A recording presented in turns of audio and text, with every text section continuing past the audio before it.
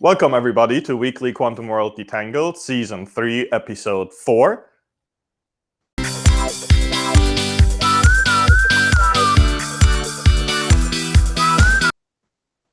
I am joined by my friends and sponsors, Denise Ruffner from IonQ. Hi, everyone. Denise Ruffner coming to you from Southern California, VP of Business Development at IonQ, wearing my IonQ logo because Tommaso is wearing his Entropica t-shirt. And welcome. Look forward to this conversation today. And now let's talk to Tommaso. Hi, everyone. Tommaso from Entropica Labs, calling you from Singapore, wearing my iconical Hopefully t-shirt. Very nice to be back. And today we have a very vocal guest. I'm not going to introduce him. I'll let André do the honor. But I am quite excited about the conversation that will follow. And probably the first time I see somebody on a Zoom call with a proper shirt and jacket. Kike, please introduce yourself. Thanks a lot, guys. I mean, I'm very excited to be here. I follow you, by the way. I have heard some of your podcasts. And I have to explain now my code. You know, I was working in t-shirt in my beautiful home in Munich. And then I thought, man, it is cold. A little bit of elegance, and I just put me the coat. We love the elegance. Thank you for dressing up for us and the cold. You made a lot of your career in Germany, but you're originally from Brazil, right? I was born in Peru. I studied in France, where I learned French. That's my second language. I did my PhD in Brazil, where I wrote my PhD in Portuguese, so I'm also fluent in Portuguese. I have worked a little bit in Australia, US, mostly in Germany, and the last 13 years in Spain, and the last 3 years in China. And you live in Munich, so as a fellow German who left Germany a long time ago, is there something specific about Germany that seems to pull you back and back again, or yes, just fortuitous?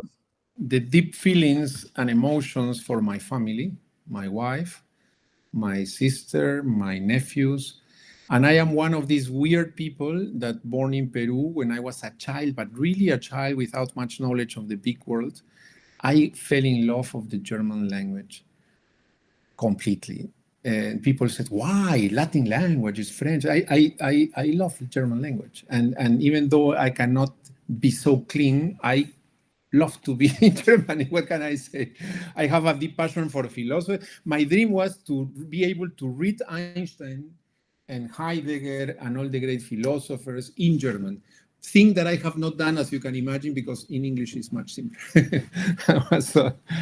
And then the translations that I've read don't do the originals justice. So hopefully you can get there eventually. I noticed on your LinkedIn that you're involved with an organization called Q Artist. Can you talk about that for a second? Yes, I mean, recently I read Wittgenstein in German, which was great. But no, Quartist is a center, international center that I created in Shanghai, in the University of Shanghai. And essentially, this is curing my soul because I felt me always an artist. And I feel me an artist, and I claim that I am essentially an artist that is doing engineering, physics, science, technology, and business, but always with this artistic view.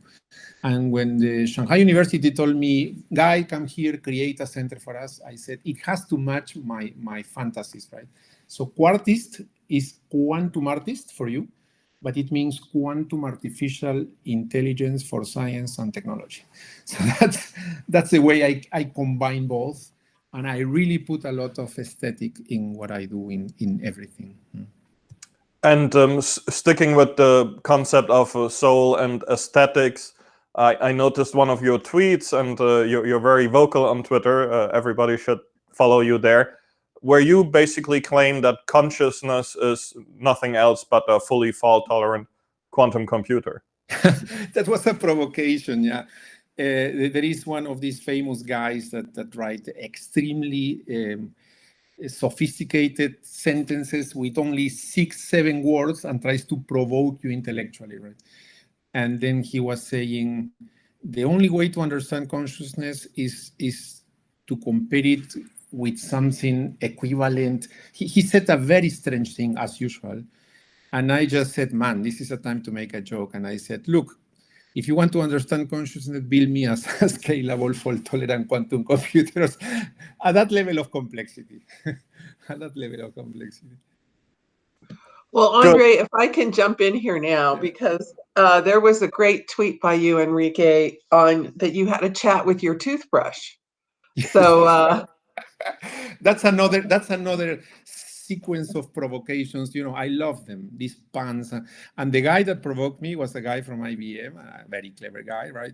Because I was claiming that the fault-tolerant quantum computer, the way it is conceived now, is just a convenient fiction, right? Some people from IBM liked it, some people didn't like it. And the people that didn't like told me, look, toothbrushes do not exist in nature, but they are real. And honestly, I didn't get the point. And everybody was supporting this guy. And then I checked myself and said, I want to understand what he's saying. And what he meant is that toothbrush is not something that pre-existed naturally in nature. It was an engineered by human beings. So he called it real, something that was engineered, but not natural, right? Toothbrush is not natural. And then I started to play with the games. One day I woke up and I talked to my toothbrush and I was saying, are you real? Are you not real? That was the game of words of the toothbrush. That's great. I love people that poke fun at Twitter and on Twitter and have fun with it. But my provocation is something that I also carry with me since many years. And I decline, even though I accept the language, I decline to call engineer things artificial. I suffer because essentially artificial is what humans beings have done, but human beings are natural, right? We didn't choose to appear in nature. So everything that a stone does when it falls is considered as natural. You see, a lightning, an explosion, a volcano is natural. But what a human being does is called artificial. I decline that statement. I claim that we are natural, therefore what we do is also natural. You may not like it, right? You may not like robots, you may not like AI, but I consider as just extensions of the natural evolution of the universe. Huh? Well, one of the reasons why I'm so excited to have you on the podcast is I think you and I both have a strong interest in neuroscience and quantum computing. And that's something that feeds my soul. And so I wanted you to talk a little bit about what your thoughts are with respect to the usefulness of quantum computing today and neuroscience. That's right. That's another, you see, I mean, at the end, if you say, what is the CV of Kike? The CV is how to cure his childhood traumas, right? And the same way, when I created this Quartis Center in Shanghai, I wanted to combine quantum computing with brain science and artificial intelligence. And of course, this has to be more than words. Then I created some years ago the first design of the quantum memristor with our colleagues in Bilbao, and then also the concept of a quantum neuron communication following the famous Huxley model. And then I realized that I call this neuromorphic quantum computing. And the definition is very simple, it's bottom-up. So I create with quantum systems, with qubits, phenomena that mimics the neuromorphic aspects of the brain, right, and of life. I created also the concept of quantum artificial life, and we even implemented in a quantum computer, in an IBM quantum computer. That was amazing work. And then what I was telling to you, Denise, recently is the other side, because given that it's a bottom-up approach, you never reach the level of complexity of the brain, right? So I said, how can I start on the other side, directly by the brain? And then we had the idea to create also this field that I call quantum brain networks, where the idea is to use all the technology that we have nowadays for reading the electrocardiogram and the electrical signals of the brain. And given that they are connected already to a laptop through a machine learning code, right? To pass from that to connect it to a quantum computer is very close. So I consider that I am working in both directions. So bottom-up, neuromorphic quantum computing, starting with quantum memristors and neurons, and going upwards, which is complicated. And the other one is starting by the brain and connecting directly to a quantum computer to do a lot of crazy stuff. And I love crazy stuff, especially with neuroscience coming out of a learning and memory lab. And I would still love to see what quantum computing can do around modeling learning and memory or understanding learning and memory. One of the interesting points of view that you have is that you're always looking at the usefulness of quantum computing now, as opposed to a lot of us that say 5 years from now or 3 years from now. So could you talk a little bit about that? Yes, again, this is curing intellectual conflicts that I have with myself. I don't know how. This is a very, perhaps I will need a shrink to talk some hours with him or with her, because I don't like the idea to live to be doing things for the posterity, right? In fact, sometimes I have told to all my PhD students, when I die, erase my name from all the articles. I don't care. I will be dead. Take it. Rob it if you want, because I am obsessed to make a relevance of the things I do for now. And I'm very unhappy when I see everyone, including myself, of course, saying, "Oh, in the future." And I think I was asking myself, is it possible to make quantum computers useful now? Then I created this concept of co-design quantum computers last year in the frame of IQM Quantum Computers startup. And in fact, below that is all my work of my whole career. For example, I don't follow much what we call digital quantum computers or fault-tolerant quantum computers. I'm not saying it's not relevant. It's extremely relevant. But this is like, I call it a martyrdom, right? People that are really giving their lives for making something useful, perhaps in 100 years or in 20 years. We don't know, right? And then I said, I want to do something useful now. And then I created, for example, the combination of digital analog quantum computing, both, and then you advance. Then I created digital adiabatic quantum computing, so taking the digital with the adiabatic and further. Then I created neuromorphic quantum computing, and all these efforts of co-design quantum computers aim at really shortcutting and trying to approach to usefulness. What I sacrifice, because there is no free lunch in life, I sacrifice universality. I don't look for all-purpose quantum computers. I look for very specific applications, and I claim, and I work on that to prove that very soon we can do useful quantum advantage with the existing platforms and technology, but with 2 levels of enhancement. For me, the problem should be mapped not in digital gates, but in digital analog or digital adiabatic. This is an enhancement. And the second enhancement that the community is overlooking is the enhancement of the geometry and the topology of the architecture. Everybody, if you check the wonderful quantum computers, are or linear sequence of qubits or 2D arrays of square lattices. And I claim, and I am proving it little by little, right, in papers, that if you just change the geometries and the links, even less connectivity could provide more applicability to our quantum computers. So that's what I am working on heavily. Great, thank you. I'm going to hand it over to Tommaso. Thank you so much.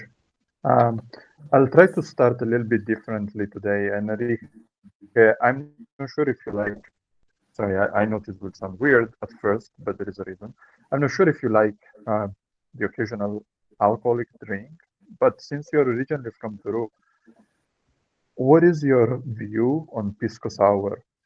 Do you think the original or the best one is from Peru or from Chile? I have to confess my only deep illness, headaches. So I don't drink alcohol since many years. Okay. But the Pisco Sour, when I am in Peru, I have one at least. And I have postdocs from Chile, and this is a topic where we laugh. But, I always end up the discussion of Pisco by saying, 100 kilometers south of Lima or 300 kilometers, there is a city called Pisco, right? So Pisco Sour is a pride of Peru, the pride of Chile, and many other countries. And I love it, what can I say? But I cannot abuse it. I just end up these provocations by saying, if I could drink alcohol, I would be alcoholic. But I don't drink much. Fair enough. I just find these conversations always very interesting because living in Singapore, or having lived in Singapore for so long, there is a huge rivalry about food between Singapore and Malaysia. They both claim very passionately that most of the local foods are either Malaysian or Singaporeans. And when I went to Chile a few years ago, I remember how funny it was. People get like really, really angry about these things. Yes. Anyway, No, I don't buy it. fair enough. Thanks for that. I have great friends. I love Chile. Don't worry. Okay, let's go back to the technology. So I have a lot of questions. I'll try to be concise and don't lose myself too much into the conversation. But so a few things. I remember once we were having a discussion on internet and social media, and the discussion was about whether building a quantum computer today is only an engineering problem or still is a scientific problem. What do I mean by that? The former kind of implies that it's really just a matter of working hard, putting all the bits and pieces together, and then we get a quantum computer. We have figured it all out. It's only a matter of building it. While the second position implies that it's not as simple as that. There's still a lot of work that needs to be done to understand the fundamental principles on how to actually get a useful quantum computer at the end. And I remember your position, but I think it would be quite interesting if you could share what you think with respect to that with everyone who's listening. Yes. Essentially, this discussion is old. And many times when I tweet or I write in LinkedIn, I am very conscious that I can bore some people or provoke some people. But mostly I try to reflect the fact that I am not a newcomer. I'm working in this for more than 20 years. And in fact, last time I was talking to Chris Monroe, he was very proud saying, we still use the gates you proposed in ions in my PhD thesis in Brazil. Right? So I'm very proud. I made important contributions. At the same time, the overexcitement in quantum now is sometimes hyped, sometimes justified, but I constantly react and sometimes overreact when I see people minimizing the challenges, right? And by the way, engineering is not something bad. I studied engineering before physics. I'm a mechanical engineer, and I have a lot of admiration for engineering issues. I find it creativity. What I feel me offended is because people, it's not a question of minimizing the efforts, but I work in things where I can be creative, and I challenge my students and my employees and everyone to say, guys, we have to contribute creatively. So just when the message is just repeat the same, and in some years we will do the scalable quantum computer, this hurts me a little. First of all, because if it were true, I would not be working in this. Right? If the effort is just push it, I would change the topic because I need to be creative. And I am in this field because I think there is still key ideas to develop. And that's more or less this debate. Is it just a question of piling up technologies? Perhaps if you follow the fault-tolerant approach and people say just put more qubits, for example, Google style or John Martinis that constantly say, I know how to put more qubits. I know this is technical things and it is valid. And John Martinis is a very clever person.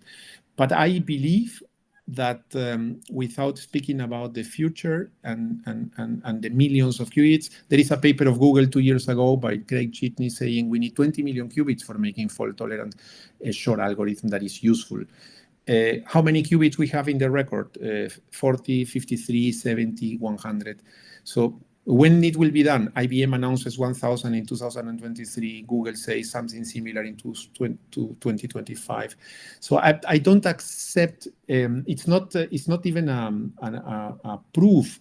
It is an existential conviction that I feel that we are very close to usefulness in quantum computers if we abandon just these commercial slogans and we focus on what is in the lab.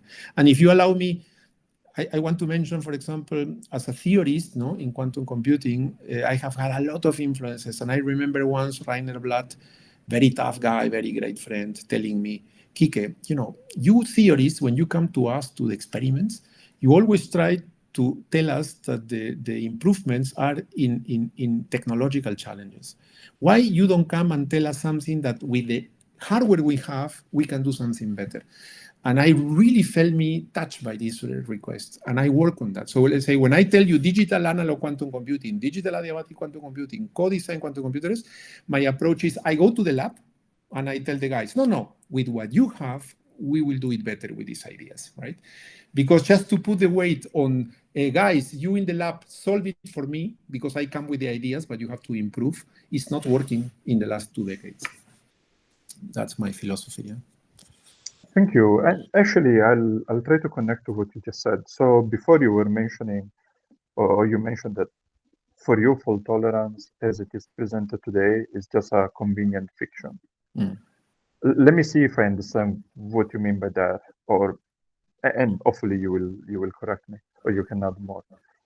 So what I hear is that you're proposing different ways to use existing quantum hardware.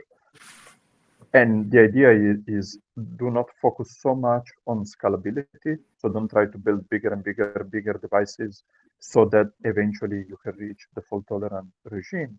But consider what you have, understand the kind of problems that already exist, and try to find a way to combine the two. Is it fair to say then that you're not really looking at fault-tolerant in the short term? Or how, or where does fault tolerant? I will say something negative and something positive, because I don't want to be only negative. In this moment, if you check the archive last week, we have the most advanced experiment in TU Delft by Leo Di Carlo, who is the most brilliant person doing this. And the most advanced technology is not yet reaching the level of making one logical qubit. Right? Not yet. And for me, a quantum computer doesn't start even with 1 qubit. It starts with entanglement, with a high fidelity 2-qubit gate, because entanglement is crucial to quantum computing. So from that point of view, if in this moment people defending fault tolerance, they are right, we should follow that, yes. The question is, the fact is, there is not a single robust logical qubit. Not one, right? So we are missing the unit. From that point of view, I call it a convenient fiction because it motivates you, but it's not yet there, right? And people claim, like Google team, that you need 20 million physical qubits to start making usefulness. Now I say something positive because now it sounds like, okay, what are we doing here, right? It's metaphysics. And I tell you something, I hope Denise, André, and Tommaso like it because I love to give this example, this challenge to your minds. Google, 2 years ago, claimed quantum supremacy with 53 qubits, right? It is just a mimicking of boson sampling applied to qubits. It was called qubit sampling or something like that. I ask you, useless quantum supremacy, 53 qubits, right? When I tell you useful quantum supremacy or quantum advantage, everybody goes to the millions of qubits, right? So my challenge that I always do with very clever people like you is, do you think that there is a cosmological curse that when human beings say this is useful, you need millions of qubits, and when you say this is useless, it is enough 53? And this question puzzled me a lot, right? And I have solved it. And I discovered that the answer is no. There is no cosmological curse for human beings, for usefulness. And the solution is that why Google could do useless quantum supremacy is because the problem they chose adapted to the digital gates they use, and the digital gates they use adapted to the architecture that was square lattices. Yeah? And if you are smart enough and accept the challenge to say chemistry, materials, financial problems, biological problems, brain science, whatever complex problem is, and you choose the suitable mapping, but you forget about digital gates. You can use digital analog gates, adiabatic operations. You can use quantum membristors. You can use cavities, open transmission lines, motional modes in ion. So if you allow yourself to be open for what you call algorithm, and second, you adapt this new concept of algorithm to a new geometry of the architecture, my bet is that you will get useful quantum advantage with at least 53, 80, 100, 200 qubits. And that's my again, I cannot prove it. This is not a theorem. But remember that usefulness is not a cosmological curse in quantum computing, right? It cannot be. There is nothing against us. It's just a question of mapping to a correct algorithm and the algorithm to a correct geometry. That's my statement. That's why I say useful quantum computers now. That's what I mean. Exactly. Yeah, okay, thanks, got it. I'll allow me to make a comment. I do think it's a bit unfair though to divide the field into these very two separate camps. I mean, I heard a lot of people making arguments that there is hope, which is again not a proof, but there is hope, or at least there is some vague maybe evidence that we can solve useful problems, and useful is still is a concept very hard to define, but useful Yes. problems in a regime that is still quite closer to us than the 20 million qubit. That's right. But as I said, these 20 millions is not from me, right? It's the top people in Google Sure. making a statement. I have not made that statement. I'm just quoting them. I am sure that you can do useful things with much less. This, I believe it. I am just providing the extreme case where you sacrifice universality and you go for these co-design quantum computing principles. This is a way, but I am sure that even with fault tolerant, you may do it much better than the 20 millions. And many people are working on that, I have to say. If André doesn't mind, one very last quick question. I can leave it as a yes or no question, and you can choose whether you want to elaborate on that. So you mentioned one logical qubit. I'm gonna, like, sometimes it's good to expose oneself. So I'm gonna do that. I think there are very good chances that we will have an experimental demonstration of a single logical qubit in 2021. Wonderful. So this year. Do you agree with that statement? If you add robust logical qubit, useful for scaling up, my answer is no. No, let's not making a. So there's a good point. Okay, I'll take that as an answer. I'll take that as an answer. Thank you. Very, very nice. André? Thank you, Tommaso. Kike, the Marcel Proust, a famous French philosopher and author, questionnaire adapted in 6 questions for quantum technologies, and your answers shall be between 1 word and 1 sentence, straight from the depth of your heart. Okay. If you're ready, Kike, who is your favorite scientist? Who was? Is your favorite scientist? Albert Einstein. Your favorite entrepreneur? Steve Jobs. What is the quality that you desire most in an entrepreneur? Creativity. And in a scientist? Creativity. What do you appreciate most about working in quantum technologies? Lack of creativity, so that I can put it. What is creativity? What does not exist and may exist in your mind and is transformed into technology and business. What is your favorite quantum tech application? And it can be outside computing. Neuroscience, brain science.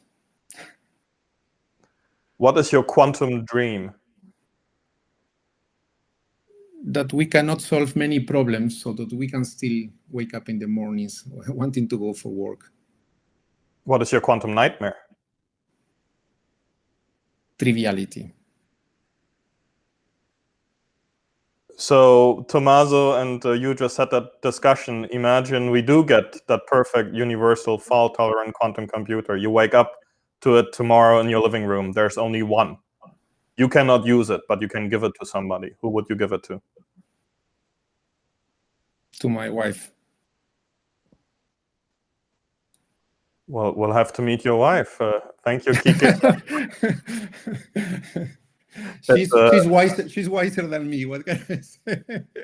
I'm saying happy wife, happy life, right? That's right. You know, the ethical issues is something that I also discuss a lot. So I think that if you give it to me, perhaps I would do things without much ethical care because I am a little, let's say, daring in the applications, right? But I think it is, of course, worrying, and I think that we have to be responsible. never to forbid research and exploring new things, but it is true that we may find ourselves trapping the humanity, right? So, and also, or localizing it in one country or in one region, and we have to be a little careful. But, you know, I am always open and generous. I think that creativity should not have limits. And we'll end with the German words of another wise man, Niels Bohr, who said, denn wenn man nicht zunächst über die Quantentheorie entsetzt ist, kann man sie doch unmöglich verstanden haben. If you're not immediately shocked by quantum technologies, you can't possibly have understood it. Is the difference between 53 and 20 million creativity? Kike, we hope you will prove it.